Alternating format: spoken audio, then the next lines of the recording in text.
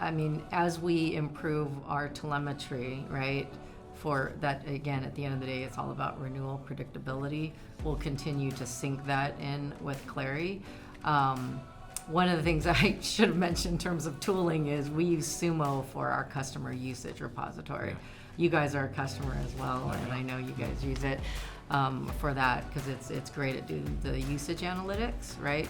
So our evolution, I mean, and with Clari, and what I would love to continue to work with you guys on is, because what I do with my eyes and my brain today in each given transaction, I think there's an opportunity for Clari to do that for me on the customer success side.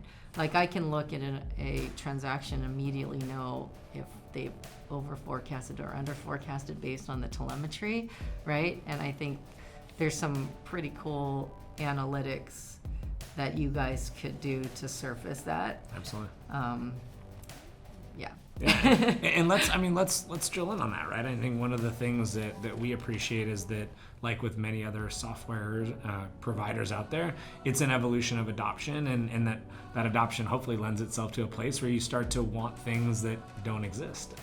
What are some of those things that you think about when you envision the future of Clari as a value-added solution for you? Yeah, I mean, it takes time to create a health score that you trust. So I think it would be a challenge for you guys to kind of automatically create that. Now, I do think you can start, like the methodology I've used now at two different companies, and it generally works, is I think, and you guys could probably start here, is out of a 100-point health score, generally speaking, like the structure for me is the same, right? 20 points, you give the CSM to right size the score. 15 EV sentiment. You guys can nail that part, right?